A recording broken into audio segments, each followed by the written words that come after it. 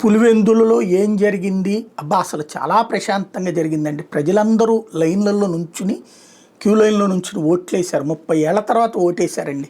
ప్రజాస్వామ్యం అనేది పరిఢవిల్లిందండి. ఇది చెప్పుకోవడానికి చాలా బాగుంటుంది. ప్రజలందరూ చూశారు.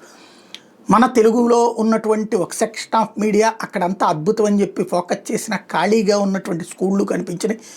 మహిళలు లేని క్యూ లైన్లు కనిపించినాయి. భారతదేశంలో ఇంతవరకు ఎక్కడైనా సరే, ఏ టీవీ ఛానల్ అయినా, ఏ పేపర్ అయినా సరే, మీడియాలోనైనా సరే, సోషల్ మీడియాలోనైనా సరే, క్యూ లైన్లో నుంచున్న మహిళల ఫోటోలు వేస్తారు. క్యూ లైన్లో ఉన్న మహిళలను చూపెడతారు. ఓట్ల కోసం అడుగుతున్న మహిళలు, వెళ్ళబోతున్న మహిళల్ని అడ్డుకుంటున్నటువంటి దృశ్యాలు తప్ప క్యూ లైన్లో కూర్చొని నుంచున్న మహిళలే కనిపించలేదు. రెండవది, క్యూ లైన్లలో ఉన్న వాళ్ళలో ఇదిగో వీళ్ళు పులివెందులోళ్ళు అని చెప్పడానికి ఎవరూ కనిపించలేదు. ఓవరాల్గా మొట్టమొదటిసారి యంత్రాంగం మొత్తం, అంటే చాలా కాలం తర్వాత, ఇంతకుముందు ఖచ్చితంగా 70లు 80ల నాడు అరాచకమే పరిడివిల్లేది. ఆ ప్రాంతంలో రిగ్గింగులు, బూత్ క్యాప్చరింగ్లే జరిగాయి. జనాల్ని రానిచ్చేవాళ్ళు కాదు. ఆ తర్వాత కాలంలో క్రమంగా తెలుగుదేశము గెలిచింది. అక్కడ కొన్ని ఏరియాల్లో, పులివెందుల నియోజకవర్గంలో కొన్ని పంచాయతీల్లో తెలుగుదేశం గెలిచింది. మండల పరిషత్తులు గెలిచింది, జిల్లా పరిషత్తులు కూడా గెలిచింది. వైసీపీ స్టైల్ ఆఫ్ ఫంక్షనింగ్ అక్కడ ఏంటంటే, ఎవరైతే అవతల వాళ్ళు పోటీ చేస్తారో వాళ్ళతో మాట్లాడుకుని, బేరం ఆడుకుని వాళ్ళని పోటీ చేయకుండా చేసినటువంటి పరిస్థితులు ఉంది. ఏకగ్రీవాలు అట్లా జరిగినాయి.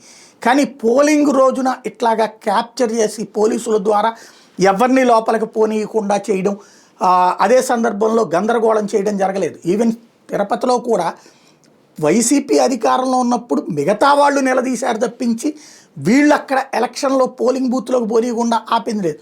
పోలింగ్ బూతుల దగ్గరికి బారులు తీరిన జనం వెళ్ళేవాళ్ళు, ఓట్లు వేసేవాళ్ళు.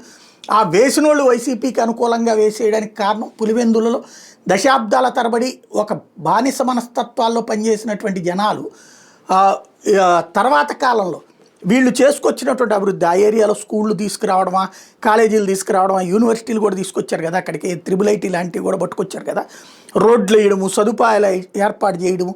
ఒకప్పుడు 50,000 కూడా లేనటువంటి ఎకరం వాళ్ళ ₹1,00,00,000 పలకడం, అట్లాగే అనేక రోడ్లు వేయడం, వీటి కారణంగా ఓట్లేశారు. అదే సందర్భంలో స్థానిక సంస్థల ఎన్నికల్లో స్థానికంగా తెలుగుదేశాన్ని గెలిపించినవి కూడా అనేకం ఉన్నాయి. మున్సిపాలిటీలు గెలిచి, మండల పరిషత్తులు గెలిచింది.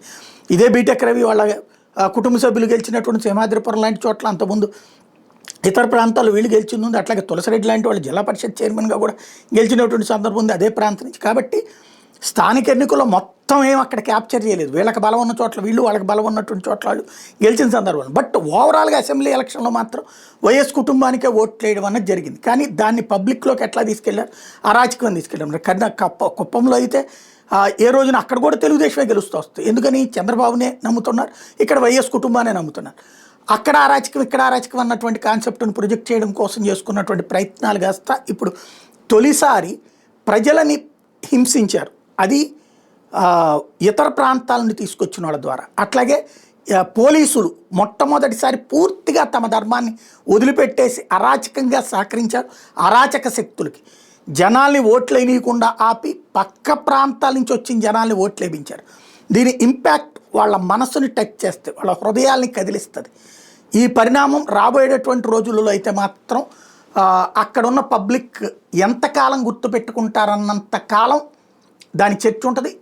ఇక లాంగ్ స్టాండింగ్ పవన్ కళ్యాణ్ గారు చెప్పినట్టు 15 ఏళ్ళు కూటమి అధికారంలో ఉంటే వాళ్ళు ఏమన్నా అణిగిపోతారేమో, కానీ అధికారం మారిందంటే మాత్రం చాలా ప్రమాదకరమైన స్థాయికి, లేదా ఇంకొకసారి వచ్చిందంటే, ఇప్పుడైతే ఇట్లాంటిది ఉండదు అనుకున్నారు, ఈ ట్రిప్ వచ్చిందంటే ఇక మళ్ళీ పాత రోజుల్లో బాంబుల శివారెడ్డి ఉన్నటువంటి సందర్భంలో తరహాలో బాంబులు పట్టుకునే స్టేజ్కి జనం వెళ్ళిపోతారేమో అన్నటువంటి స్టేజ్. దానికి కారణం ఎక్కడైనా పోలీసులు, ఒకప్పుడు ఉమేష్ చంద్ర లాంటి వాళ్ళు అక్కడ శాంతి భద్రతల్ని దారికి తెచ్చారు అలాంటి అరాచకాల నుంచి. ఇప్పుడు మళ్ళీ పోలీసులే తీసుకెళ్ళి అరాచకం వైపుకి నెట్టినటువంటి స్టేజ్ మాత్రం అవుతుంది. మంచి జరగాలని కోరుకుందాం, చెడు ఆగాలని కోరుకుందాం.